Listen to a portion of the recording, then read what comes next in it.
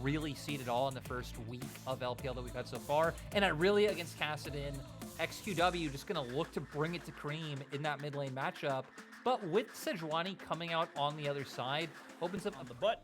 Say, all right, K'Sante, you're good, but you're not level 6 yet. You can't take that fight just as we see mid lane going in. And right now, it seems to be a dichotomy. This is the mid lane that we talked about that needs to go well for LGD. Ooh. And that's a force flash. Oh, no! Yeah, I mean, the Rift Rock is going to just make it so difficult, especially as the Maokai, because even then, you're going to put yourself in a bad situation. If he goes to twist and advance forward, and then he just pops all the Singe mains disappear, and all the... Oh, we need to stop talking about Rod, though, is...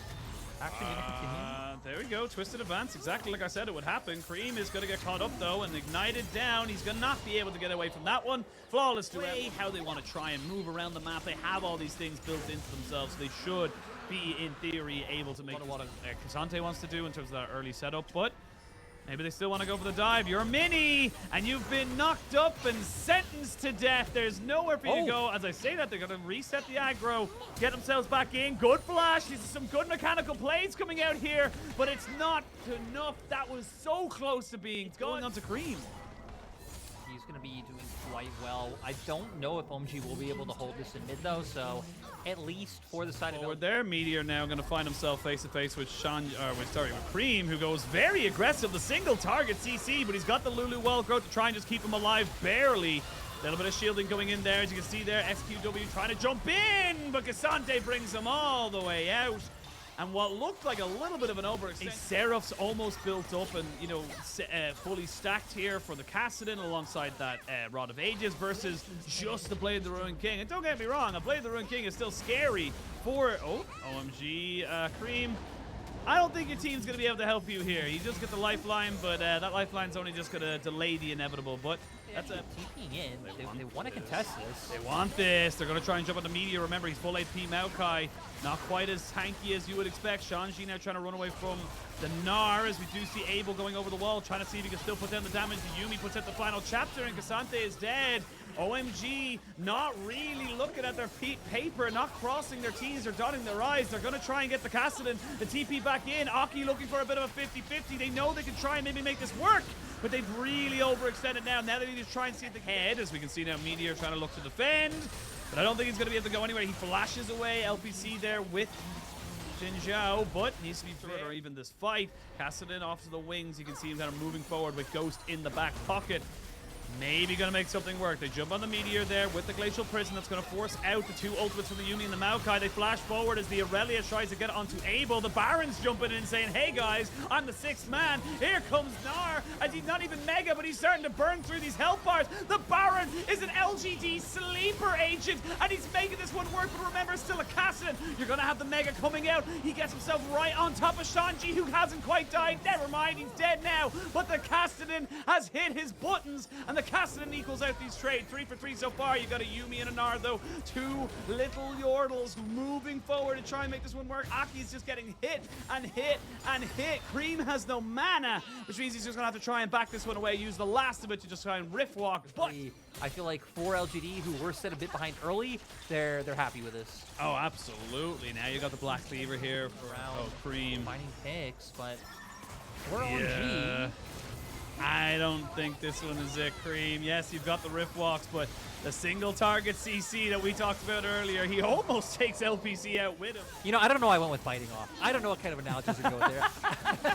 LGD are just... You know what? I'm going to abandon this into the pit, and just kind of confirms it for the rest of his team that yes, this is in fact happening. Abel taking about 300 of his own health bar. K'Sante on a TP flank at the moment. They've got the Maokai jumping in on the PP God, who's already dead. Abel has to flash away. Oh, stolen! Cream got over the back of the wall. It was so split, but the fight can ensue. OMG need to figure out how they're going to try and get these Barons out as Aki leaves the K'Sante to die. Triple kill for a little bit out of this. I don't think Cream can even threaten trying to stop the push, but with the amount of gold they picked up. Where we end up going towards this fight, because LGD are in the ascendancy. They're the ones that feel like they're making the plays as LPC. No flash available to him. We are going to see XQW just tanking that one up for his team as they wait to move this forward. Ooh, good ultimate, but Kasante's already on the backside. LPC needs to back away.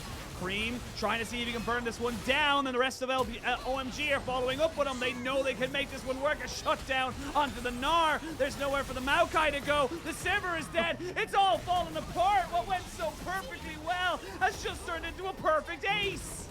Absolutely insane coming out from OMG, and with the death timers, I mean, they're just going to be able to look for the end here, potentially. They have the Baron minions as well. OMG just take this game out of nowhere. All right, we stopped playing around. We're no longer going to do this. We got the Baron, and now we're going to end the game. That's it. That is it. That is how this game ended. LGD just felt like they were gaining so much from that Baron play, and then all of a sudden you blink and you're dead. I feel like the biggest thing to take away from that last fight is the fact that summoners were blown on both sides, but when it comes to flashes, it feels like they are much more crucial for the side of LGD to have. More of a traditional front-to-back team fight. Now you got OMG kind of answering in kind, so both teams looking to try and 5v5 this and then get on top of those carries.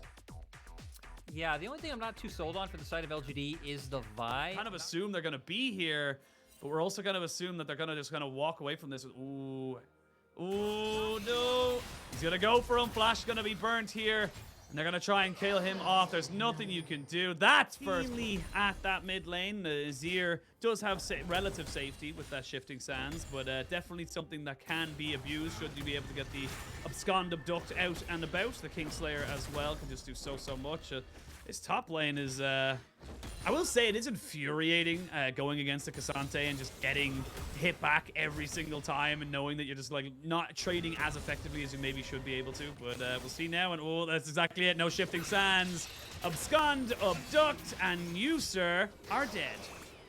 Doing a great job of punishing the fact that there were some bot lane matchups and some duos where they were just able to come out so far ahead and really be very easy for you to push in. We just touched on as well, as you mentioned, the fact that the Lucian is getting so big so early. Full gold and plates going to him on the top side. So Shanji's just kind of been left on an island to himself to deal with this. Jack's not really going to be able to do much else apart from just get that. No, they are not. OMG though, only about 20 or so seconds left before that hijack is available. We are going to see XQW getting jumped on. He flashes. He gets the heal as well by LPC, who has to use his own flash. That's a great tidal wave from Jinzhao, which completely stops all of OMG from moving forward. Meteor moves forward, trying to make this one work. But the shifting sands taken away. The Emperor's Divide. My empire is bigger than yours. Double kill coming in here for the Lucian. Triple kill for Abel. And that's LGD almost making this one work for themselves, but they just can't make it stick. I mean, Cream set it up, but Abel knocking it out of the park. Now going to be able to push in through this mid lane. Herald's still up if they want to look to turn back and pick up that objective as well. And this gold lead's only going to continue to grow for OMG. I'm scared to imagine how much gold Abel's sitting on right now. Hijacked by ultimate. Meteor being stopped from joining in. He's going to force two ultimates out of it. This is a 2v3 in the top side, and Cream is already dealing with two of them. He's going 1v2 and still going to probably come out with a kill. That is insane. Game one was okay from OMG. LGD definitely showed some life in themselves. Game two is just domination right now for everyone and anyone who ends up going against them. It is still only a 3,000 gold lead, and they do get a nice objective bounty that cuts it down by a nice OMG with a great bounce back after their week one loss. They did play RNG, even despite their changes right now. My God, this punishment coming out from OMG is it's just disgusting. And now, with that fight going so heavily in the way of OMG, Baron's going over, Soul's going over. Ireland once. Actually, where I was living in the States, Circle K was like the biggest convenience store there was. Really? Oh, actually, that's not true. That's not true. It was Quick Trip. I'm even lying. I'm lying to you. I'm lying to the people. Yeah, he lies unprovoked. Can't trust him. Can't be trusted. Those Circle K cups were huge. They are huge.